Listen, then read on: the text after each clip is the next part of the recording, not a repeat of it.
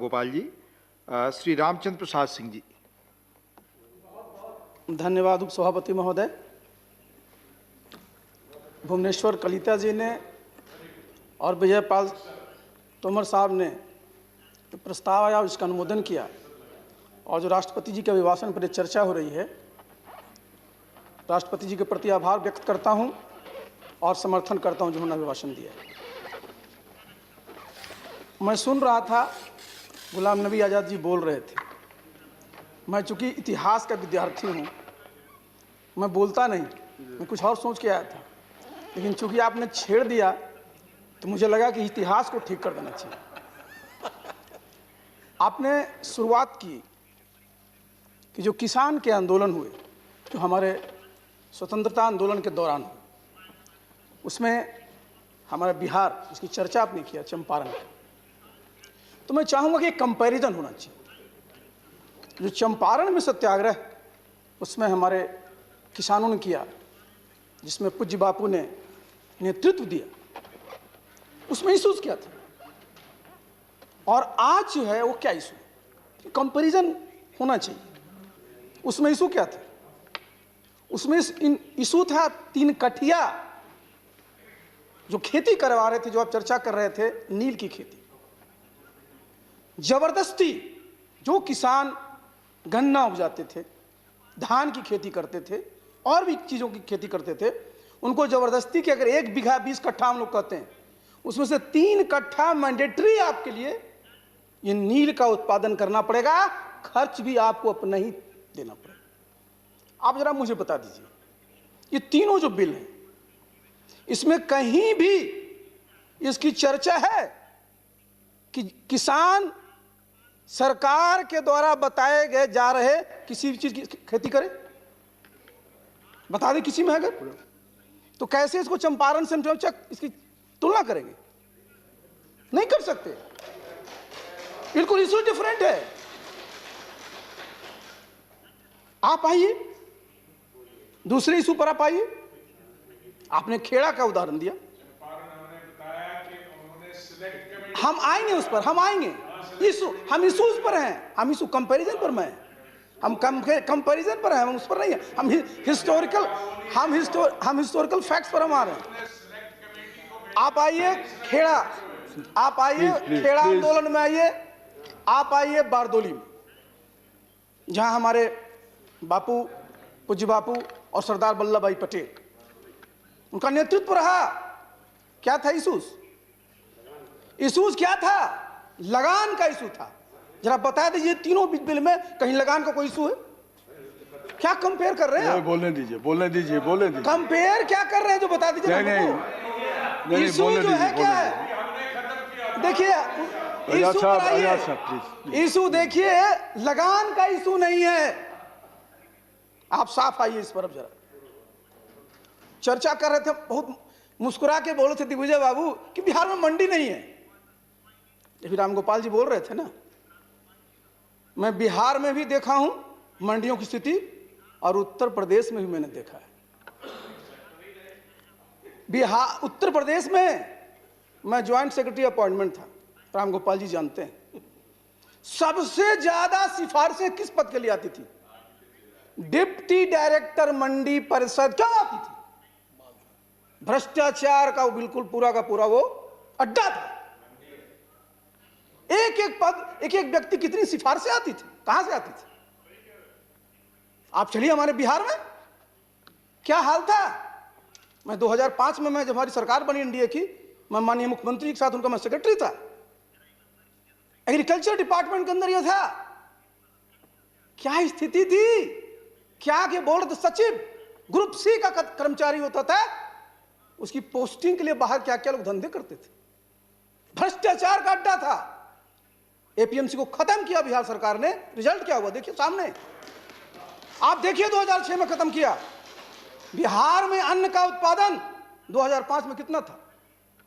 81 lakh ton था। आज हमारा 181। प्रोक्योरमेंट क्या था?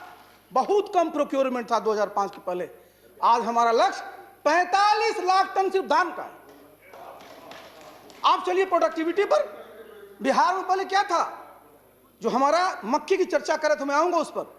मक्के का उत्पादन 135% बढ़ा है 2005 के बाद, धान का 119% बढ़ा है, गेहूं का 118% बढ़ा है, और मत्स्य का, और फिर उस पर तो जाइएगा तो बहुत बड़ा है। ये कैसे हुआ है?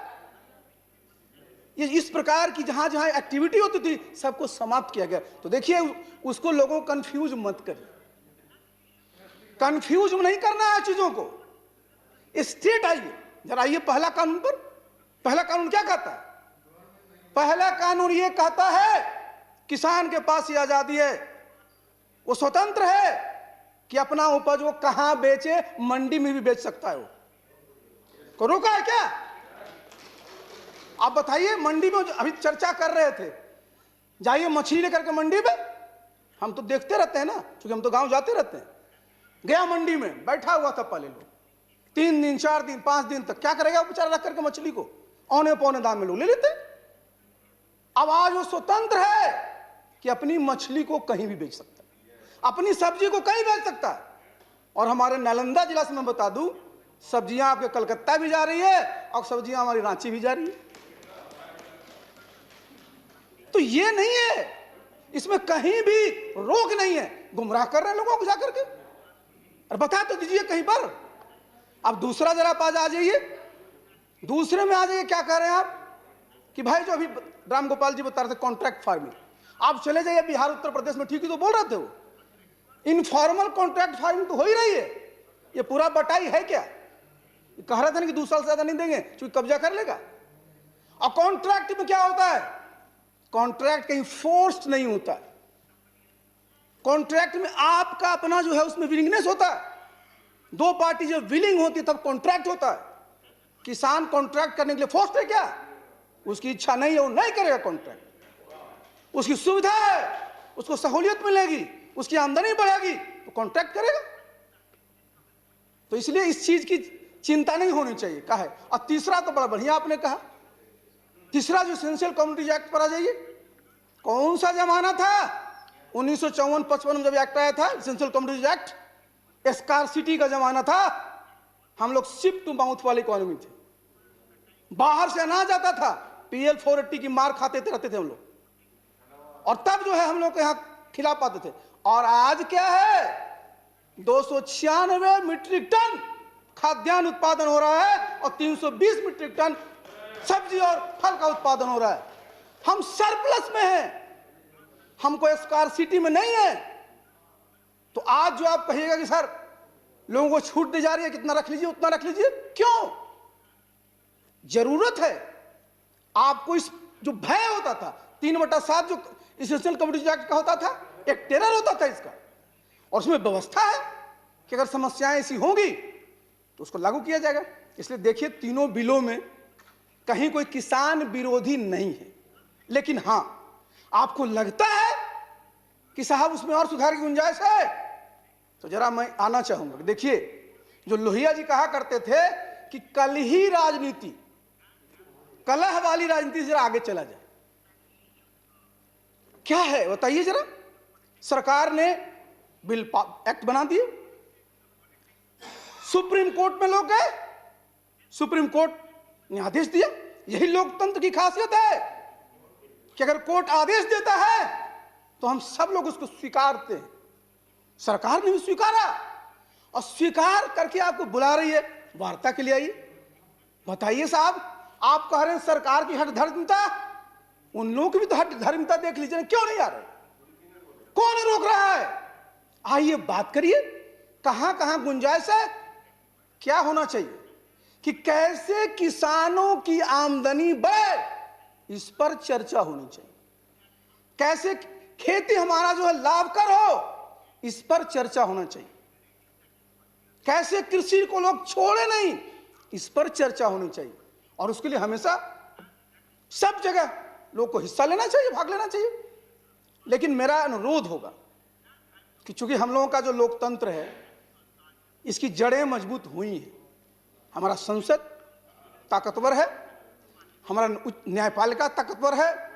रमेश जी जहां पढ़े थे अमेरिका में, क्या हाल हुआ? अभी कैपिटल हिल पर अटैक हो गया। अगर एक प्रेसिडेंट हारता है, कहा अटैक करो सीधे, करता है कि नहीं?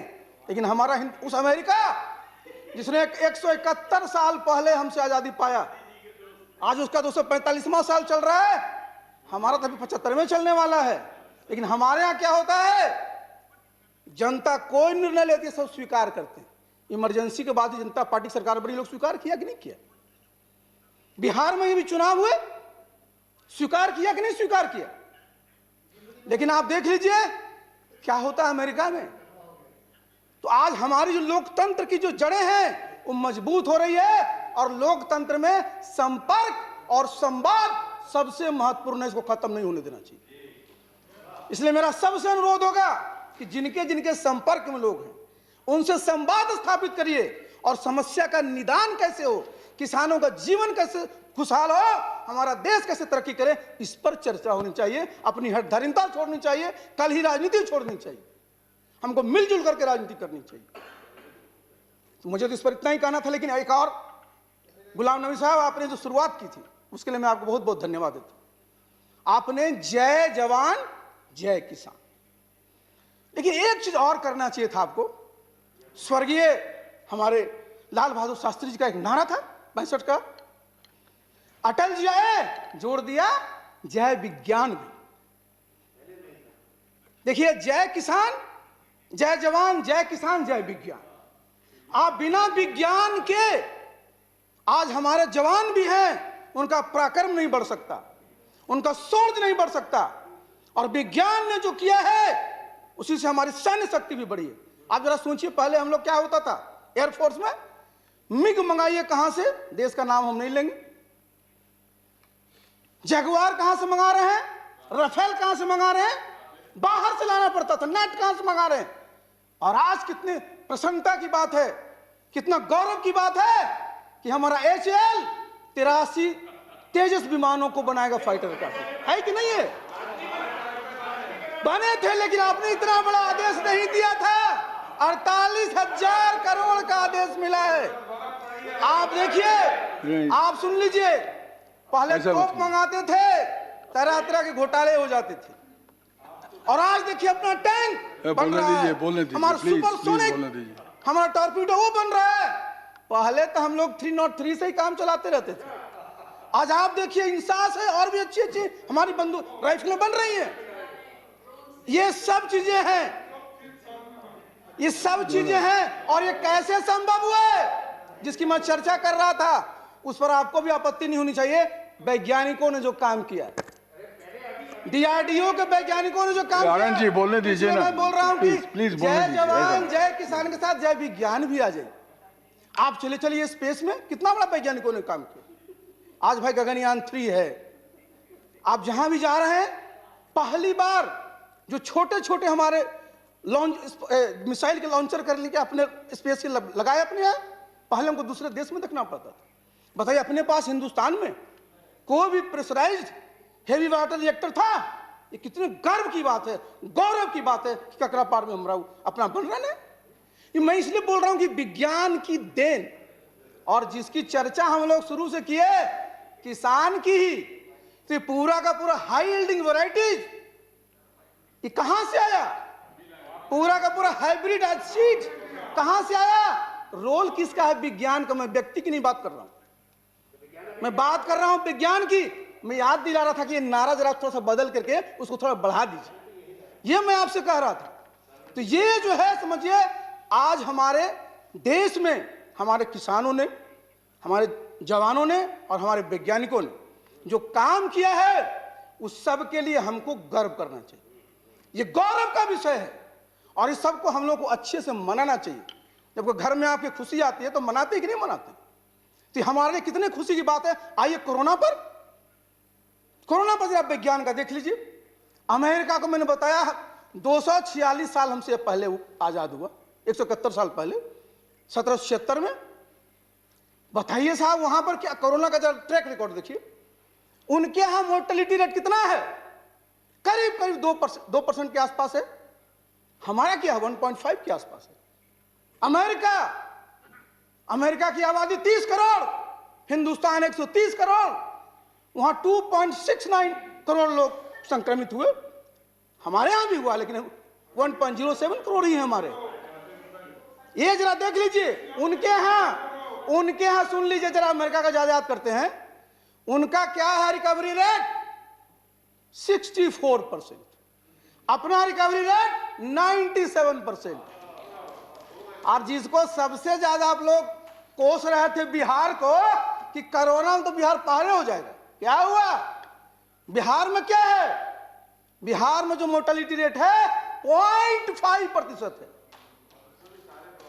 पूरा का पूरा हमारे 24 लाख जो हमारे बिहार से बाहर के श्रमिक आए, सबको हम लोगों ने देखभाल किया और 10,000 करोड़ रुपए हमारे सरकार ने केंद्र सरकार के अतिरिक्त खर्च किया इन सब की करने के लिए। अभी आप देखिए वैक्सीन की हम लोग चर्चा कर रहे हैं, जरा देखिए इतिहास। ब्लैक डेथ आया था ना, आप सब लोग जानते हैं ब्लैक डेथ में कितनी मौतें हुई थी। ब्लैक जिसको प्लेग कहते हैं, कितने वर्षों के बाद, 567 साल के बाद उसका वैक्सीन आया। आज भी प्लेग खत्म नहीं हुआ। अभी पिछले साल में मेडागास्कर में भी ये आ गया था आपको प्लेग, लेकिन आज आप देखिए अपने देश में साल भर के अंदर आपके पास वैक्सीन है। आप स्मॉल पॉक्स को देख लीजिए, स्मॉल पॉक्स मेक्सिको में कब आया? 1530 में। उसका जो है उसके भी जो वैक्सीन आने में कितने साल लग गए, और यूनाइटेड नेशंस को कितना साल लगा? 1979 में दुनिया से हमारा खत्म हो गया वायरस स्मॉल पॉक्स का। लेकिन चिकन पॉक्स अभी भी है, इसलिए अपने बच्चों को टीके लगवाते हैं, लेकिन उसके भी आने में 100 साल से ज्यादा लगे साहब। कॉलरा का 75 साल से ज्यादा लगा, लेकिन आज आप देखिए हमारा वैक्सीन साल भर के अंदर आ गया। और इसके लिए हम लोगों को देखिए गर्व होना चाहिए हमारे साइंटिस्टों के ऊपर। और आप देखिए हमारा वैक्सीन की कीमत क्या है। अभी जिसकी चर्चा कर रहे थे कोविशील्ड, जो सीरम इंस्टीट्यूट का 200 रुपया पर डोज, 2 डोज देने हैं 400 रुपये लगेंगे।